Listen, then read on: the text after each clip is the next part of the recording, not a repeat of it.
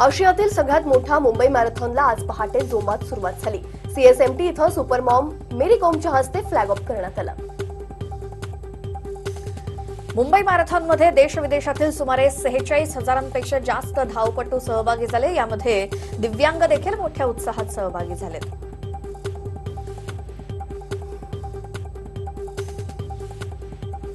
16व्या मुंबई मॅरेथॉनमध्ये आघाडीचे धावपटू, उद्योगपतींसह अनेक सेलिब्रिटी, सर्वसामान्य मुंबईकरांनीही सहभाग घेतला। मुख्यमंत्री देवेंद्र फडणवीस आणि त्यांच्या पत्नी अमृता फडणवीस ह्या सुद्धा मॅरेथॉनमधील सहभागी धावपटूंचा उत्साह वाढवण्यासाठी सहभागी झाले होते। मुंबई मॅरेथॉनची धूम पहाटेपासूनच होती। त्यातच ढोल ताशांचा ताल धावपटूंबरोबर मॅरेथॉन प्रेमींचा उत्साह वाढवणारा होता।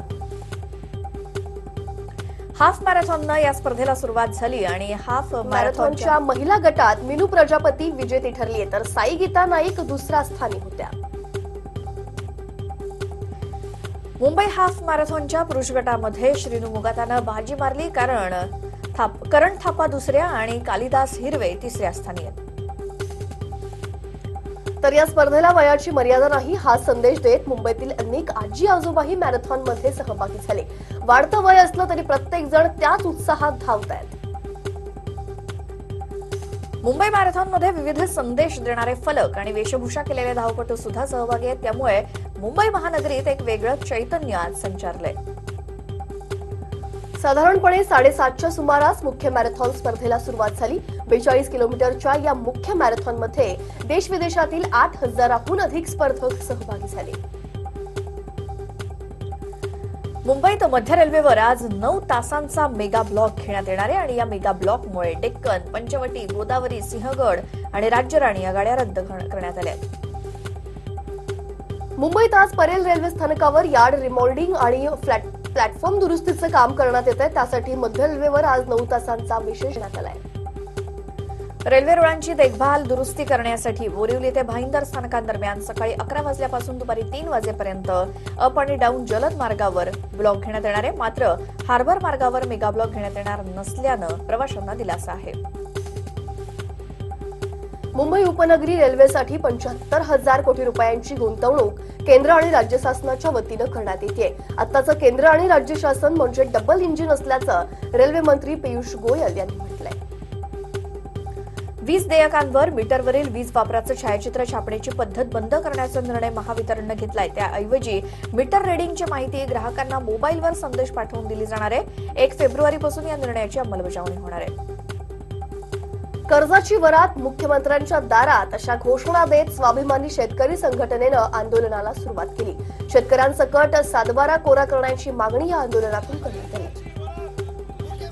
कर्जासोबत विमा घेण्यास बँका शेतकऱ्यांना भाग पाडत असल्याचं सांगणारा व्हिडिओ व्हायरल झाला। अशा प्रकारांना पायबंद घालण्याच्या मागणीसाठी शेतकऱ्यांनी औरंगाबादमध्ये विभागीय आयुक्त कार्यालयासमोर आंदोलन केलं। डोंबिवलीतल्या भाजप उपशहर अध्यक्ष धनंजय कुलकर्णीला 3 दिवसांची पोलीस कोठडी सुनावण्यात आली आहे। अवैध शस्त्रसाठा प्रकरणी धनंजय कुलकर्णी याला सोमवारी अटक करण्यात आली। संजय निरुपम यांनी धनंजय कुलकर्णीचा आरएसएसच्या गणवेशातला एक फोटो ट्विट केला आणि हा फोटो ट्विट करत संघाला हिंसा घडवणाऱ्यांची पिढी घडवायची आहे का असा सवाल त्यांनी उपस्थित केला। मोदी सरकारच्या काळात गरिबांसाठी झालेल्या कामांचं सोशो इकॉनॉमिक ऑडिट करून त्याची खातरजमा करण्याचं आव्हान केंद्रीय मंत्री नितीन गडकरी यांनी विरोधकांना दिलंय। भाजपच्या अनुसूचित जाती मोर्चाच्या राष्ट्रीय अधिवेशनाचं उद्घाटन करण्यासाठी ते आले होते आणि त्यावेळी त्यांनी हे वक्तव्य केलंय। भाजपच्या अनुसूचित जाती मोर्चा अधिवेशनाच्या समारोप प्रसंगी कस्तुरचंद पार्क इथे विजय संकल्प सभेचं आयोजन करण्यात आलंय। स्वाईन फ्लू झाल्यामुळे राष्ट्रीय अध्यक्ष अमित शहा हे येणार नसून केंद्रीय गृहमंत्री राजनाथ सिंग यांची या कार्यक्रमाला प्रमुख उपस्थिती असणार आहे। राहुल गांधी आणि शरद पवार यांनी महाराष्ट्राकरता आघाडी करण्याचा निर्णय घेतलाय, असं अजित पवार यांनी जळगाव इथल्या पत्रकार परिषदेत सांगितलंय। मुख्यमंत्री देवेंद्र फडणवीस, महिला आणि बालकल्याण मंत्री पंकजा मुंडे आणि पालकमंत्री चंद्रकांत पाटील यांना घुंगरू भेट म्हणून पाठवण्यात आले। डान्सबारमुळे आपली संस्कृती बिघडते, मात्र आपल्या फायद्यासाठी हे शासन जनतेचं नुकसान करत असल्याचा आरोप यावेळी करण्यात आला। डान्सबार आणि लावण्या ही शासनाची धोरणं असून गाईला वाचवा आणि बाईला नाचवा अशी सरकारची वृत्ती असल्याची घणाघाती टीका छगन भुजबळ करतात। सरकारही हुशार आणि त्यांचे वकीलही हुशार असा टोला त्यांनी लगावलाय। जेव्हा बारामतीची निवडणूक लागेल तेव्हा निश्चित त्याचा चार्ज मी घेईन आणि नगरपालिका ताब्यात घेईन, असं उत्तर गिरीश महाजन यांनी अजित पवारांच्या आव्हानाला दिलंय. महाजनांना बारामती देण्याचं आव्हान अजित पवारांनी दिलं होतं. मनसे अध्यक्ष राज ठाकरे यांनी व्यंगचित्राच्या माध्यमातून पुन्हा एकदा मोदींवर निशाणा साधलाय. काँग्रेसनं मोदींना छळलं आणि म्हणून मोदी जनतेला छळतायत असा टोला राज ठाकरेंनी लगावलाय. राज ठाकरेंनी ट्विटरवर नरेंद्र मोदींवर निशाणा साधणारं हे व्यंगचित्र शेअर केलंय. राष्ट्रवादी आणि काँग्रेस आघाडीकडे आपण उमेदवारीचा आग्रह धरूच, पण काही अडचणीतून उमेदवारी नाही दिली तर अपक्ष लोकसभा लढवू, मात्र भाजपात जाणार नाही, असं डॉक्टर सुजय विखे यांनी स्पष्ट केलंय.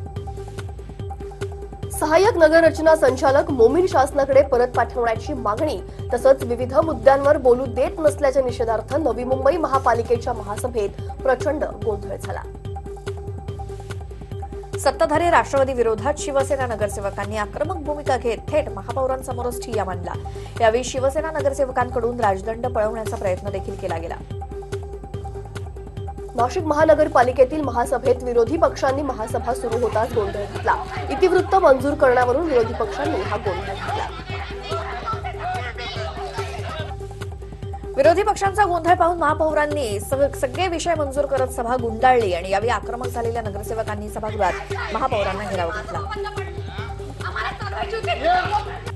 राज्य महिला आयोगाच्या अध्यक्षपदाची जाहिरात 24 तासात रद्द झाली.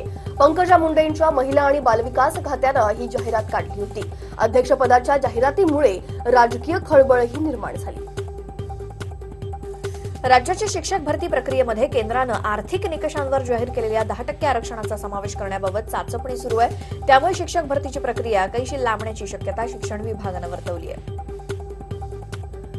मुंबई महापालिकेचा बेस्टवरचा राग कायम असल्याचं पाहायला मिळतंय. बेस्टच्या तुटीचा अर्थसंकल्प पुन्हा बेस्टकडेच पाठवण्यात आलाय, तर कर्मचाऱ्यांचा संपातला पगारही कापणार असल्याची माहिती मिळतेय. पुण्यातील डेक्कन परिसरात पीएमपीएमएल बस स्थानक डेक्कन मेट्रो स्थानकाला जोडून घेण्यात येणार आहे आणि मेट्रो स्टेशन अंतर्गत पीएमपीएमएलचे बस स्थानक करण्याचा विचार असून त्या दृष्टीनं पावलं उचलण्यात येत आहेत. पश्चिम रेल्वेऐवजी आता राजधानी एक्सप्रेस मध्य रेल्वेवरून धावू लागली आहे. रेल्वे मंत्री पियुष गोयल यांनी छत्रपती शिवाजी महाराज टर्मिनस इथं गाडीला हिरवा कंदील दाखवला. रेल्वे प्रशासनानं गुलाब पुष्प देऊन प्रवाशांचं स्वागत केलं. बहुप्रतीक्षित राजधानी एक्सप्रेस नाशिकमध्ये दाखल होताच नाशिककरांकडून तिचं जंगी स्वागत करण्यात आलं. ढोल ताशांच्या गजरात पेढे वाटून नाशिककरांनी आनंद व्यक्त केला. राजधानी एक्सप्रेस रात्री 8च्या सुमारास दाखल होता. जळगावकरांनीही तिचं जोरदार स्वागत केलंय. खासदार ए.टी. पाटील, खासदार रक्षा खडसे आणि माजी महसूल मंत्री एकनाथराव खडसेंनी तिला हिरवा झेंडा दाखवला. ही गाडी सकाळी 10:15 वाजता दिल्लीला पोहोचली. नागपुरातली आपली बस महागली आहे. मंगळवारपासून भाडेवाढ करण्यात येणार आहे आणि त्यामुळे आता नागपूरकरांच्या खिशाला 2 रुपयाचा फटका बसणार आहे. नाशिकहून लवकरच अहमदाबाद आणि हैदराबादसाठी हॅम्पिंग विमान सेवा सुरू होणार आहे. अलायन्स एअरकडून फेब्रुवारीच्या पहिल्या आठवड्यात ही सेवा सुरू केली जाईल आणि यासाठी तिकीट बुकिंग देखील सुरू झालंय. राजगुरुनगर इथल्या पुणे नाशिक महामार्गावर आणि बस स्थानकात रोड रोमियोंनी गेल्या अनेक दिवसांपासून हैदोस घातला असताना राजगुरुनगर पोलिसांच्या निर्भया पथकाकडून रोड रोमियोंची धरपकड सुरू आहे. यावेळी रोड रोमियोगिरी करणाऱ्या युवकांना खेड पोलिसांनी खाक्या दाखवत राजगुरुनगर बस स्थानकात महाविद्यालयीन मुलींसमोरच उठाबशा काढायला लावली आणि अशी शिक्षा करण्यात आली आहे. संगमनेर तालुक्यातील पिंपर्णे गावात जखमी बिबट्याला जीवदान देण्यात आलंय. संगीता पानसरेंच्या घरासमोर जखमी अवस्थेत हा बिबट्या आढळला आणि त्याला बेशुद्ध करून वन विभागानं ताब्यात घेतलं. बिबट्याच्या कातड्याची 10 लाख रुपयात विक्री करण्याचा प्रयत्नात असलेल्या आरोपीला ठाणे गुन्हे शाखा 1नं अटक केली. दिलीप वायळ असं या आरोपीचं नाव आहे. खवले मांजराच्या शरीरावरची खवलं विक्रीसाठी आणलेल्या व्यक्तीला पुण्यामध्ये पोलिसांनी अटक केली. 4.5 किलो खवलं जप्त केली आहेत आणि या खवल्यांची किंमत जवळपास 1.5 लाख रुपये असल्याची माहिती मिळते. भाजप आमदार भीमराव तापकीरांच्या पुतण्यासह 5 जणांवर जेजुरी पोलीस ठाण्यात गुन्हा दाखल करण्यात आलाय. जेजुरीतील भागातील मागासवर्गीय महिलेची फसवणूक करत तिच्यावर बलात्कार केल्याप्रकरणी हा गुन्हा दाखल केलाय.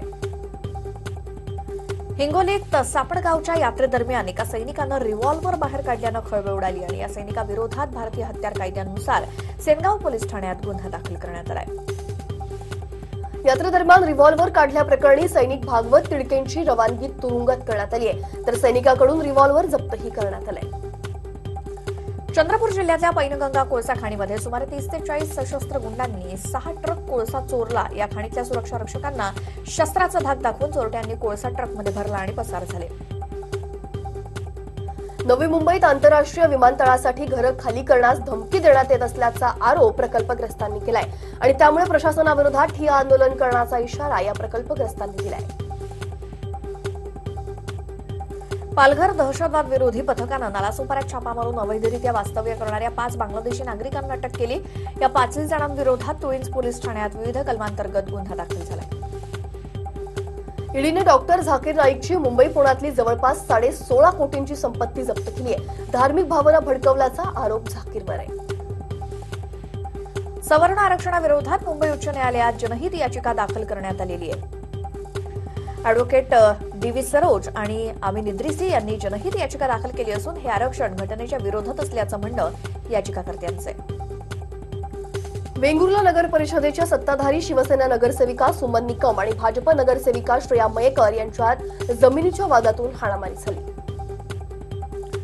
आधी शिवसेना नगरसेवकांनी भाजपच्या नगरसेविका श्रेया मयेकर यांना मारहाण केली. त्यानंतर भाजपचे कार्यकर्ते शिवसेना नगरसेविका सुमन निकम यांच्या घरात घुसले आणि निकम यांना मारहाण केली. जळगाव जिल्हा परिषदेच्या माजी सदस्याचं अपहरण करून खंडणी मागितल्याप्रकरणी पोलीस अधीक्षक मनोज प्रभाकर लोहार आणि धीरज यशवंत येवरे यांना दोषी ठरवून कोर्टानं त्यांना जन्मठेपेची शिक्षा सुनावली. कफपरळ येथे सरकारी जमिनीवर अतिक्रमण करून झोपड्या उभारणाऱ्या 7 जणांना सत्र न्यायालयानं 1 वर्षाच्या कारावासाची शिक्षा ठोठावली आहे. 2016 मध्ये न्यायदंडाधिकाऱ्यांनी ठोठावलेल्या शिक्षेला त्यांनी आव्हान दिलं होतं. बनावट जातीचा दाखला सादर केल्याप्रकरणी मुंबई पालिकेच्या नगरसेविका स्टेफी मॉरिस केणी यांचं नगरसेवक पद 7 जानेवारीला रद्द करण्यात आलं. या प्रकरणी त्यांनी सर्वोच्च न्यायालयातही धाव घेतली, मात्र सुप्रीम कोर्टाकडूनही त्यांना दिलासा मिळाला नाही. या चित्रपट संग्रहालयासाठी 141 कोटी रुपये खर्च आला असून या संग्रहालयात भारतीय चित्रपटाचा 100 वर्षांचा इतिहास जतन करण्यात आलाय. जुने कॅमेरे, चित्रपटाची एडिटिंग यंत्रणा संग्रहालयामध्ये ठेवण्यात आली आहे. संस्कृती प्रतिष्ठानच्या वतीनं नाशकात शिवकालीन शस्त्रास्त्रांचं भव्य प्रदर्शन आयोजित करण्यात आलं. या प्रदर्शनातून छत्रपतींचा ज्वलंत आणि धगधगता इतिहास उलगडण्याचा प्रयत्न करण्यात आलाय. या शस्त्रास्त्र प्रदर्शनामध्ये दुधारी तलवार, मुघलकालीन तलवार, राजस्थानी खंजीर, मराठा ढोक, वक्र ढोक, घोड्यावरून मारा करता येणारे भाले, ढाल, पुरातन अडकित्ते, काशाचे ग्लास किंवा पूजेच्या वेगवेगळ्या आणि नक्षीदार वस्तू यासह अनेक शस्त्र आणि वस्तू नाशिककरांना पाहायला मिळतात. आर्मी डे परेड निमित्त मराठा लाईट इन्फंट्री रेजिमेंटल सेंटरतर्फे रिक्रूट क्रॉस कंट्री स्पर्धा तसंच मिनी मॅरेथॉन स्पर्धा आयोजित करण्यात आली. मराठा सेंटरच्या छत्रपती शिवाजी परेड मैदानापासूनच या शर्यती घेण्यात आल्या. गृहिणीच्या पाककलेला प्रोत्साहन मिळावं यासाठी बहुजन विकास आघाडीनं नालासोपाऱ्याच्या केएमपीडी शाळेमध्ये किचन क्वीन 2019 या स्पर्धेचं आयोजन केलं. या स्पर्धेत परिसरातील 200च्या वर महिलांनी सहभाग नोंदवला. प्रत्येक जिल्ह्यात 5 एकर ते 10 एकरच्या अशा जमिनीवर वृक्षारोपण करत ऑक्सिजन पार्क तयार करण्यात येणार असल्याची घोषणा अर्थमंत्री सुधीर मुनगंटीवार यांनी केली आहे. कार्तिक आर्यन आणि भूमी पेडणेकर पती पत्नी और वो या आगामी चित्रपटात एकत्र दिसतील. हा चित्रपट 1978 मध्ये आलेल्या बी.आर. चोपडा यांच्या चित्रपटाचा रिमेक आहे.